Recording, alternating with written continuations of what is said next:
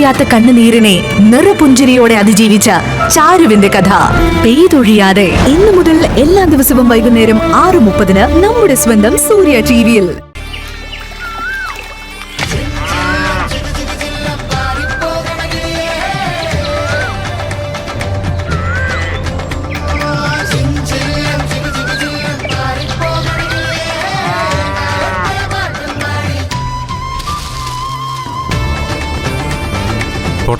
തള്ളു തള്ളു തള്ളു തള്ളു ഇത്ര മതി ദത്തേട്ടാ, എനിക്ക് കാല് കഴിക്കുന്നു. ഏയ് പറ്റില്ല പറ്റില്ല, മിനിമം 1 കിലോമീറ്ററെങ്കിലും ഈ സമയത്ത് നടന്നേ പറ്റൂ. ആ എലിസബത്ത് ഡോക്ടർ പറഞ്ഞത് നീ അങ്ങ് മറന്നുപോയോ?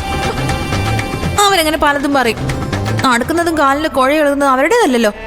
ദത്തേട്ടൻ ഇനി എന്തൊക്കെ പറഞ്ഞാലും ഇനി ഒരടി ഞാൻ മുന്നോട്ട് വെക്കില്ല. എന്റെ ആമി, നീ വഴി കിടന്നിങ്ങനെ ഷോ കാണിക്കല്ലേ, വല്ലവരും കാണും. ഇനി ഒന്നുമില്ലെങ്കിലും ഞാനൊരു SP അല്ലേ, ആ ഒരു ബഹുമാനം കാണിക്കടോ. SP ഒക്കെ അങ്ങ് ഓഫീസില്. ഇവിടെ ഇപ്പോ ചെമ്പകശ്ശേരിയിലെ ആത്മജയുടെ ഭർത്താവ ഉമാദത്തൻ. ഞാൻ പറയുന്നത് ദത്തേട്ടൻ അങ്ങ് അനുസരിച്ചാ മതി. എന്റെ ആമി, ഞാൻ പറയുന്നത് ദത്തേട്ടൻ അങ്ങ് കേട്ടാ മതി. വാ നമുക്ക് വീട്ടിലേക്ക് തിരിച്ചു നടക്കാം. ശരി, വീടെങ്കിൽ വീട്. ആ നല്ല കുട്ടി.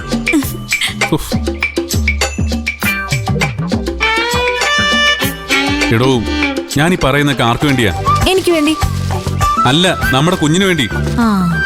അവൻ ആരോഗ്യത്തോടെ സൗന്ദര്യത്തോടെ ഒന്ന് ലോകം കാണട്ടെ. ഓ പിന്നെ, കാലത്ത് നടന്നാൽ മാത്രമേ കുഞ്ഞിന് സൗന്ദര്യ ആരോഗ്യം ഉണ്ടാവത്തുള്ളൂ എന്നല്ല, നമ്മുടെ കുഞ്ഞിന് ഒരിത്തിരി സൗന്ദര്യം കൂടുന്നോണ്ട് തനിക്ക് നഷ്ടമൊന്നുമില്ലല്ലോ, ഉണ്ടോ? ആ, ഇനി ഞാനിവിടെ ഇല്ലാത്ത ദിവസമാണെങ്കിൽ നീ ഗോമതേച്ചും കൂട്ടി നടക്കാൻ പോണം കേട്ടാ. ആ, ശീലമായി കഴിഞ്ഞപ്പോ നീ ക്ഷീണമൊന്നും ഉണ്ടാവില്ല. ഓ ഉത്തരവ്. നല്ല ക്ലൈമറ്റ് അല്ലേ? ആമി, നീ എന്തേ കാണിക്കുന്നേ? എടി വിട്, ആരിലും കാണുന്നു, വിട്. ആമി, എന്തേ കാണിക്കുന്നേ? ആരിലും കണ്ട എന്ത് വിചാരിക്കും? ഒന്നും വിചാരിക്കില്ല. നല്ല സ്നേഹമുള്ള ഭാര്യയും ഭർത്താവാണെന്ന് വിചാരിക്കും. എല്ലാത്തിനും ഒരു മര്യാദ വേണ്ടേ? പ്രണയത്തിന് എന്ത് മര്യാദ? പ്രണയോ? എന്താ, ഗർഭിണികൾക്ക് പ്രണയിച്ചൂടെ? പാടില്ലെന്ന് പോലീസിന്റെ ഏത് മാനിഫെസ്റ്റോയിലാ പറഞ്ഞിട്ടുള്ളത്? അങ്ങോട്ട് നടക്കിട്ട് പോലീസുകാരാ വന്ന്. ഞാൻ നടന്നോളാം, എന്റെ ഒരു ഗതികേട്.